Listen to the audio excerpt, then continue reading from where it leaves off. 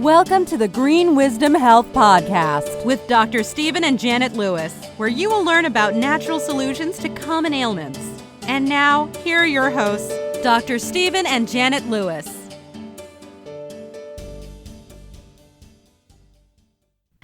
Hello, and welcome to this week's edition of the Green Wisdom Health Show. I'm Janet Lewis. And I'm Dr. Lewis. And we know it's been a while since we have been here talking to you, so I appreciate you waiting for us to come back. We've had holidays and then some bad weather, so I apologize for our delay in podcasts, but hopefully we'll make it up to you today. We are going to talk about one of your favorite subjects, I think, which is weight gain, or maybe you want to be thin, you don't want the weight. So this title is called, Could This Be Causing Your Weight Gain? And we always talk about eating healthy.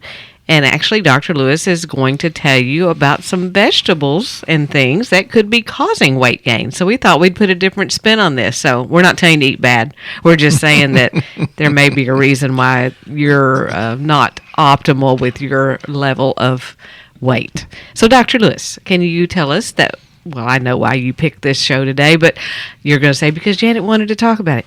Can you tell us what you'd like us to learn from this episode? If you're going to steal my lines, I'm not even needed here. I can just hear you. Mm-hmm. So, tell us about what you think are, could be causing people to gain weight that they may not even realize that they're doing. Well, have you ever had the question, if I'm doing everything right, why is this happening to me? Or why am I overweight? And we have people every day that says, but I eat good. And y'all know, I'm getting a little bit more smart aleck as I go on. And I want to cut right down to the issue or the solution. And I think, well, if you're eating good, you need to start eating fat. No, bad stuff, because you're way overweight. And I'm not telling you to eat Snickers and Bluebell, because I kid about that a lot. And in actuality, I don't eat that much bad stuff. I eat mostly good stuff. And oh my God, here's a surprise: eat less of it. And we'll talk about specifics, but and I read dozens and dozens and dozens of books per year. And just because someone read or wrote a book does not mean it's a good book with really a lot of truth. Many people, they write a book and they'll take a truth and then they'll distort the holy heck out of it and try to make it sound like they're just genius and they created this idea. So, you've heard me say 1,000 times, listen with the spirit of discernment. And I think that's been missing the last couple of years. Like, holy cow, can you not believe what's going on? Oh, you do believe it. There's the issue. So if you think, oh, well, I eat good. Well, if you're overweight, no, you don't. But it may be things you're not aware of. And Janet said I chose this. No, I didn't. But she did it. She's kind of small woman anyway.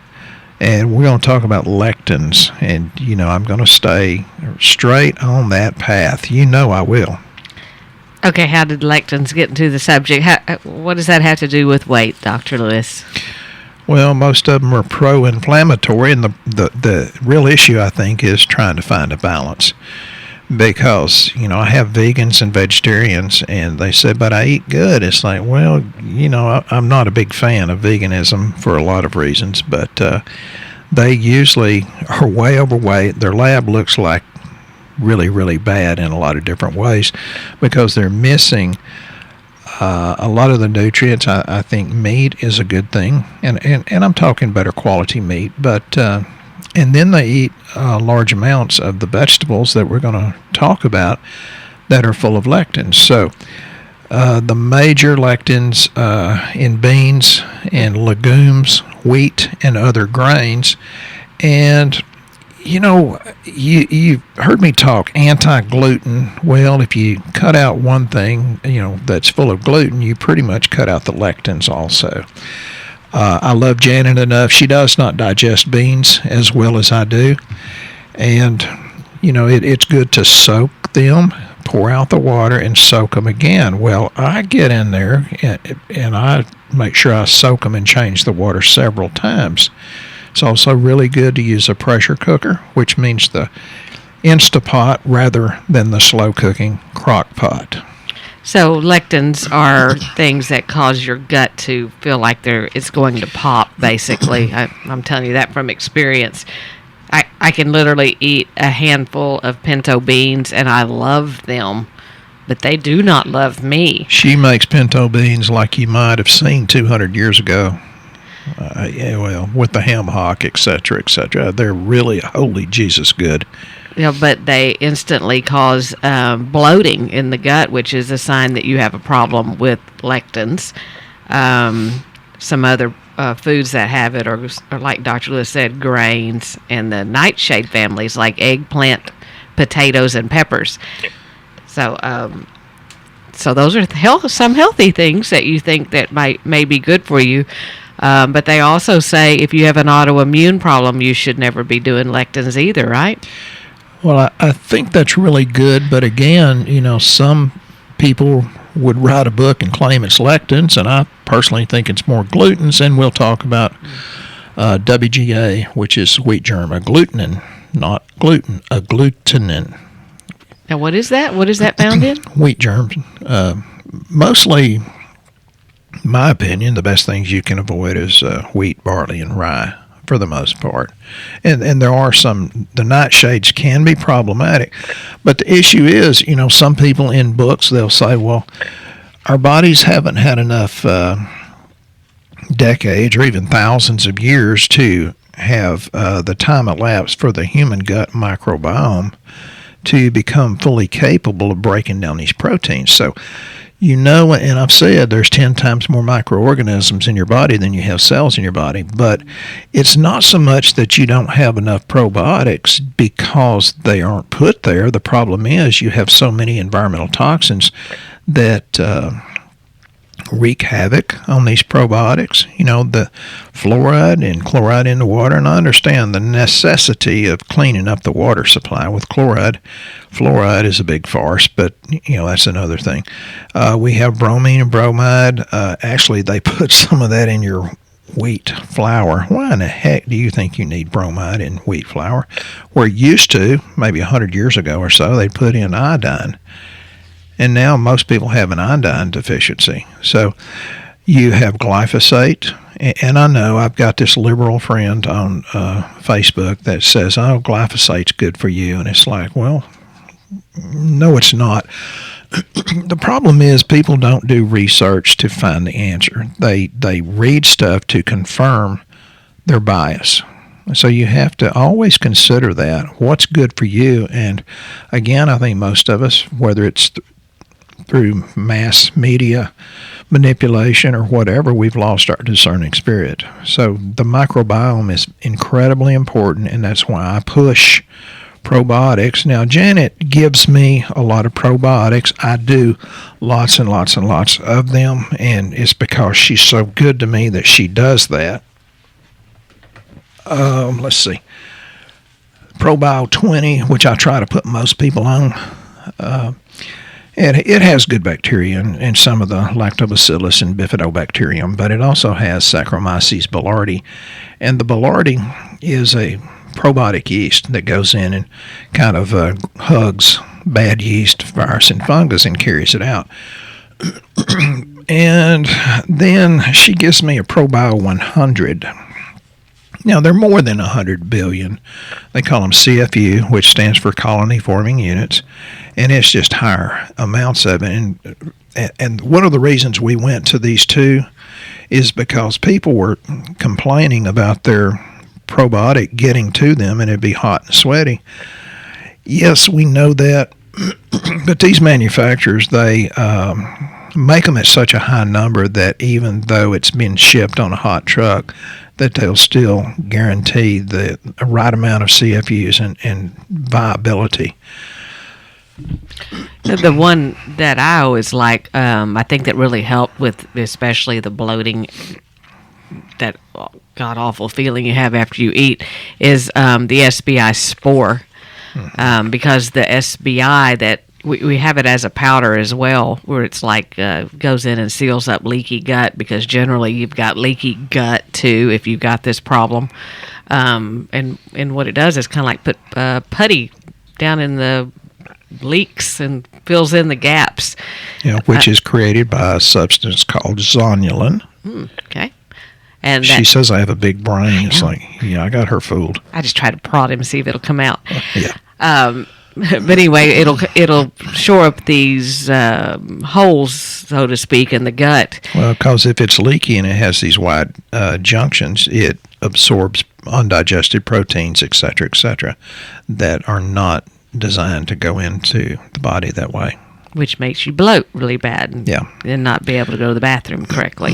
Mm-hmm. So that was our powder form of it, which we still have, but we've also got one now that's got the powder form mixed with spore probiotics. Yeah, and the spores technically don't even come out and come alive until it hits a spot in your small intestine that's perfect for it to grow.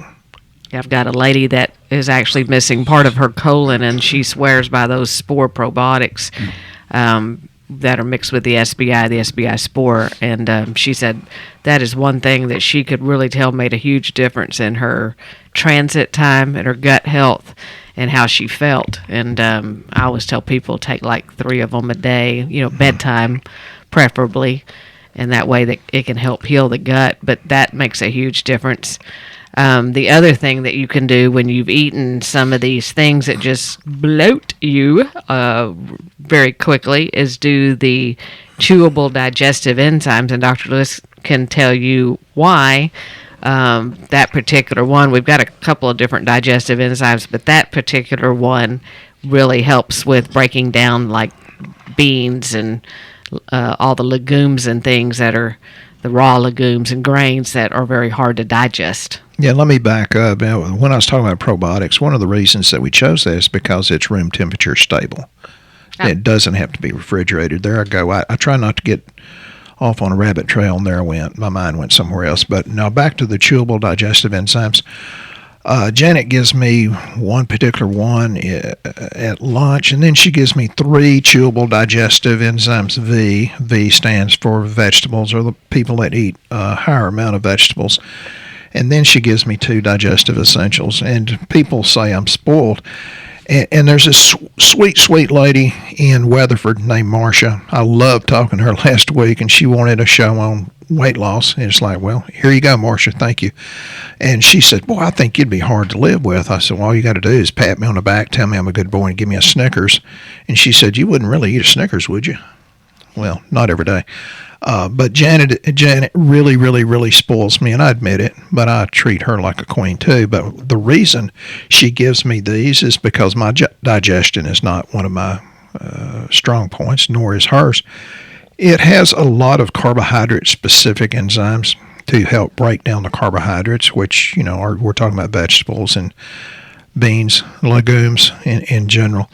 And then once the carbs break down into sugars, it has different types of sugar-specific enzymes. And then it has cellulase, which breaks down the cellulose in the vegetables and things. Now, some of the symptoms that you can have if you have maybe a gluten or a lectin or a WGA sensitivity.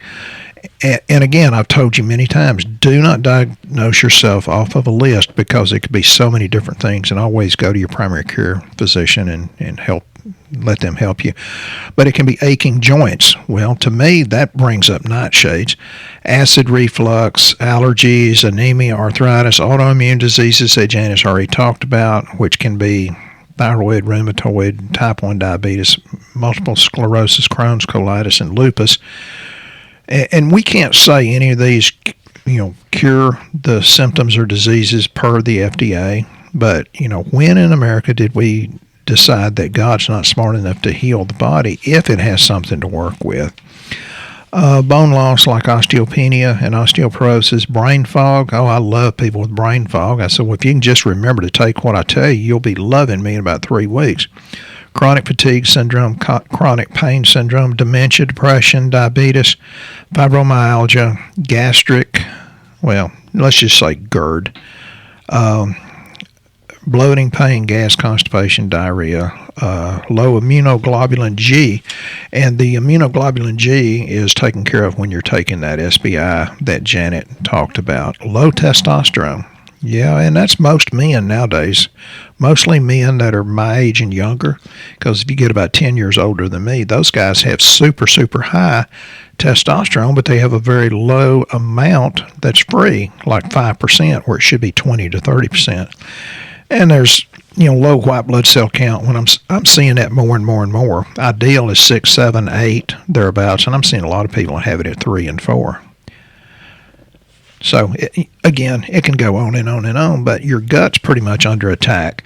You need to pretty much take your digestive enzymes. You have to take probiotics, and you have to continually take probiotics because it's hard for them to live in an environment that's as toxic as ours. We get fire retardants every night when we sleep, comes out of your mattress and pillows.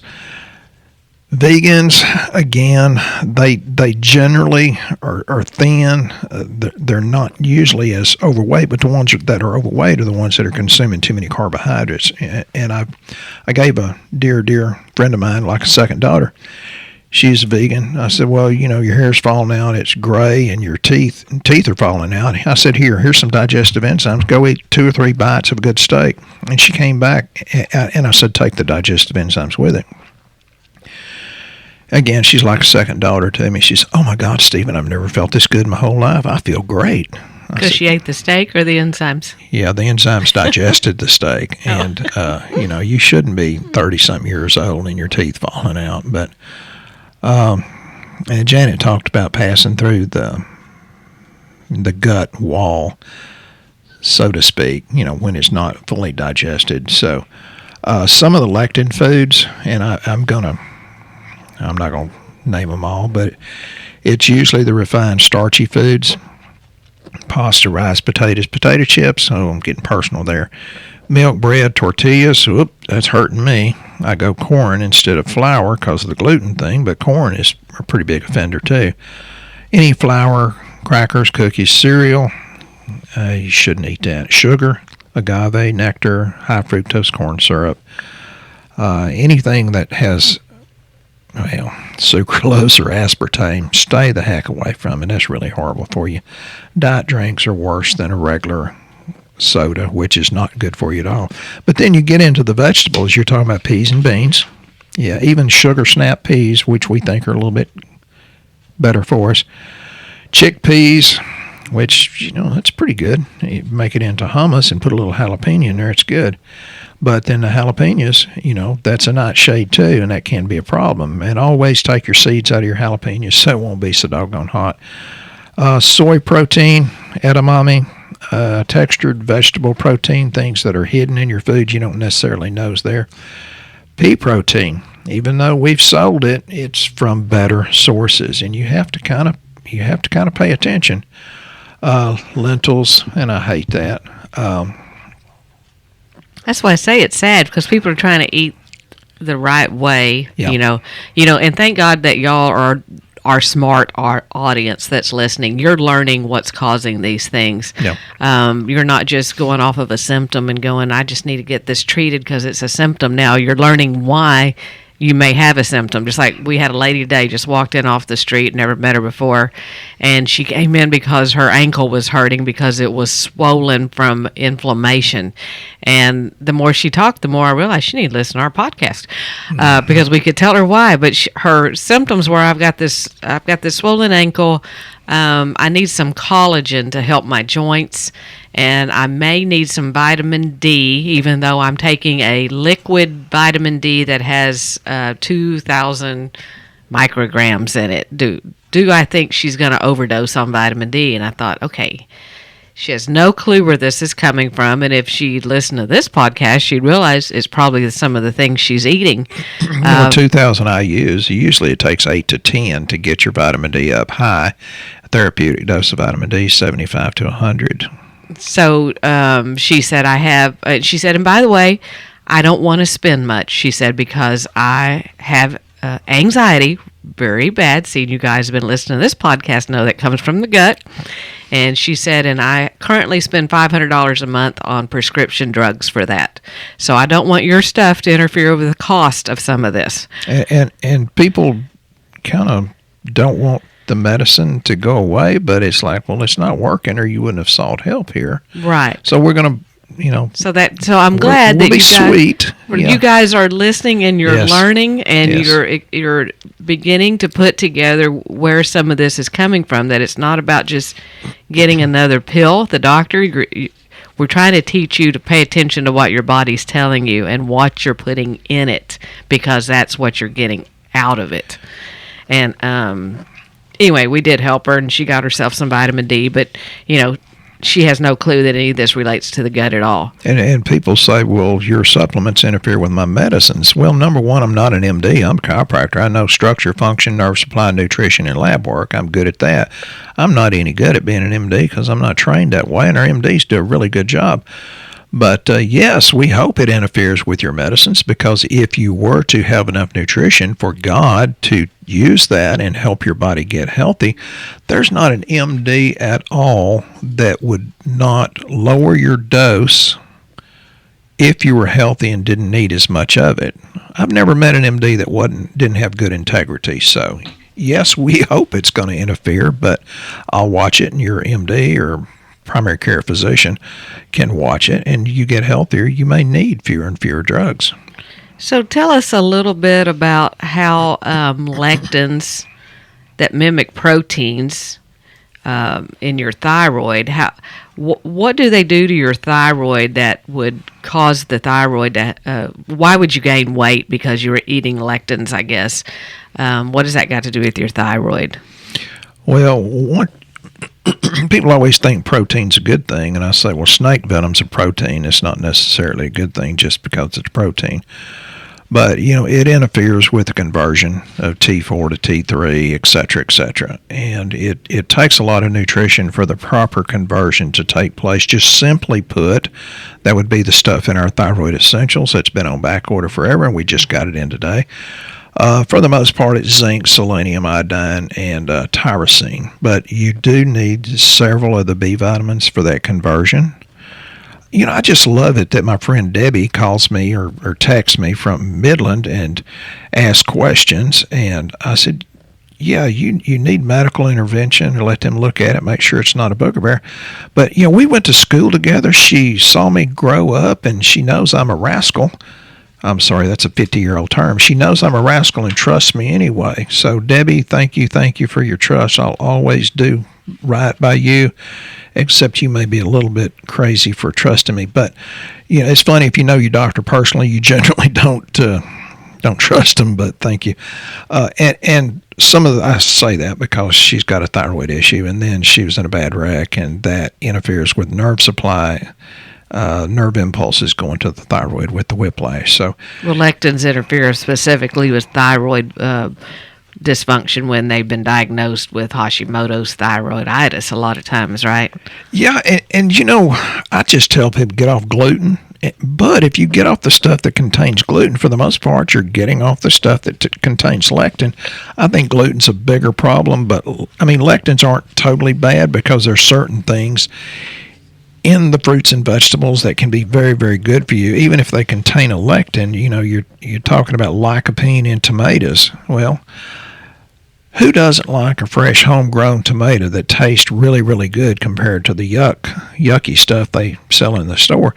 So you're getting the lycopene, which is a super good antioxidant, but you're also getting the lectins. So some of the experts say that you should peel your nightshade vegetables where most of the lectins are and take out the seeds. Well, I don't know how you're going to take out the seeds.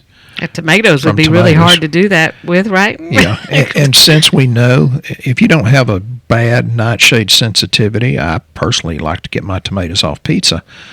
Oh, did I say that? Gluten-free. Yeah, well, a gluten-free crust or cauliflower crust, something like that. And, it's decent. It's getting better, the gluten-free stuff. But, when somebody says, oh my God, my hair's growing back, it's like, well, we're sealing the leaky gut, and a lot of things are getting better. It's not that we're treating any of these diseases. We're throwing in nutrients because your body's very smart. It knows what it wants to do, and then it has the power and the raw materials to work with. And you also mentioned on some of your notes here, I see soy. People eat soy, I guess. I guess it's in a lot of different kind of forms. They may not realize. They realize soy is not good for you to personally eat, but you made a note about that we have it in a whole lot of forms. Yeah, it's pretty hidden. And, in soy sauce, well, that's obvious, but it's in some of these hydrolyzed vegetable protein. You can get lectins there or soy. I don't think soy is good for you, and I've read research that says it is, but I don't think it's good for you unless it's fermented. That would be tempeh, natto. We have a product called nattokinase that is fermented. I take it all the time because it lowers your fibrinogen level, which means you're less likely to form a clot and have a heart attack or stroke. Yeah, for those people out there that are having symptoms of heart distress now, or mini strokes. Mini strokes, thick blood. Natto helps break the fibrinogen apart so you don't form a clot as easy. That, and if you're taking enough vitamin K with your D, that helps a lot too. Magnesium's incredibly important. Fish oil is really good. And we, in the last year or two, have been presented with many, many more reasons that you need to buckle up and invest in putting nutrients into the temple of the Holy Spirit, because it does need something to work with. So I guess now you're going to tell me milk is bad as well, right? Yeah, because of the casein in it. And there's some milks better than others. I think from Jersey's and Guernsey are better because it has less of that particular type of protein. Wheat and dairy are our two biggest allergies in the world, and I think you should limit it. And if it's homogenized, it's not a good thing. They usually, once they pasteurize it, they homogenize it. Really and truly, it's better if it's raw milk, and I know the FDA has a problem with that. And it's like, well, geez, if raw milk was a killer, I'd have been dead years ago, because my daddy used to milk a Jersey. I don't know why he wanted to work that hard. I guess he's trying to raise 5 kids and not go broke. I don't know. But we didn't have all of the antibiotics and things, what they're putting in now, which is a lot of the problem. It's not that, milk is bad or the meat is bad. Growth hormone. Right. It's how the animal's being fed out, right? Yeah, and they're fed grains that are genetically modified and full of glyphosate. If you'll read enough on glyphosate or Roundup, you'll figure out it's a real problem. And of course, Monsanto has all the money and all the power along with the pharmaceutical companies. But even the Bible says, beware of sorcery, and by the sorcery shall all nations be deceived. Well, go up in Hebrew, Greek, Aramaic, whatever you think Jesus spoke, and look up sorcery. It defines as pharmakia, and it says, and whole nations shall be deceived by this. I'm not anti-drug, folks, not at all. I've had MDs, save my bacon several times, and they're really, really good people. But if you're on a drug from now on because of, this or that, it's like, well, you're missing the point of why you developed that in the first place. So as far as being overweight and full of inflammation, and inflammation has a lot to do with developing cancer and metabolic syndrome and diabetes and da-da-da-da-da. It's all one big circle. You just have to throw it in. Make an informed, intelligent decision and then stick with it. The ones that stick with it, like my friend Debbie, even though we grew up together and she still trusts me, thank you, she has done really, really well, and she's not overweight. I mean, she looks 15, 20 years younger than she is. So, and that's evidence of what she has put into her diet, into her body. I think I look good for my age. Janet looks 15 years younger than what she is, and people sometimes think she's my daughter. She looks that young, but she takes a lot of supplements to pull that off. Just like our friend and Tyler Wilbur, he's been doing our program for years now. I don't even know how old he is, 71 maybe. He acts like he's about 50. And he brought a lady in here with him the other day trying to help her get well. And she goes, just before you tell me any of this, I heard what he spends a month. And she Which said... is not that much. It wasn't. But he's consistent. And she said, I am a retired school teacher and I don't have funds to do that. I said, look at him. If you argue for your limitations, God will allow you to keep your limitations. Folks, we live in an abundant universe. God will give it to you if you open up your mind and your spirit for that. And I said, can you not look at him and tell that he does something different? She said, well, yeah. I said, well, that's why you've got to invest in yourself, because you're certainly not going to have people hand it to you or pay for it. And in this day and age, not now anyway. And if you're new to this and you don't know what we're talking about, go to our website, greenwisdomhealth.com. Fill out a health survey there. We do very low-cost lab across the United States, so you're not guessing at what you need. And we shore the weaknesses up in there with nutrition and make the numbers optimal, not just in range. We go to great depths to make sure that we try to help you have a life worth living, and that you're not guessing at your nutrition by just walking into your local health food store and getting what Aunt Mary told you to go try. So, Dr. Lewis, we're at the end of our show. We hope you've learned something about possible reasons you may be gaining weight from healthy vegetables. And could you leave us with some closing words? I think one of the best things we can do is just start to be much, much more kind. And I tell people, just because they carry it well doesn't mean what they're carrying is not heavy. And there's another thing that, it just goes straight back to the kindness. But kindness is loaning someone your strength instead of reminding them of their weakness. What I'd like for you to always realize is we never know how far-reaching something we may think, say, or do today will affect the lives of millions tomorrow. It's better to light one candle than to curse the darkness. Get the big idea, all else follows. And I never know who's listening to me, and then I hear from people like Trish in Pennsylvania and Brian, and it goes on and on and on. Folks, we're glad to be your leader. We're glad that you do the work. We won't take much credit. We'll give God the credit. But there is a better life. You just have to work toward health rather than waiting for disease to sneak up on you. You're worth it. Embrace the fact that you're worth it because you're going to help someone else. It's good. We'll be here next time on the Green Wisdom Health Show. You guys have a blessed week.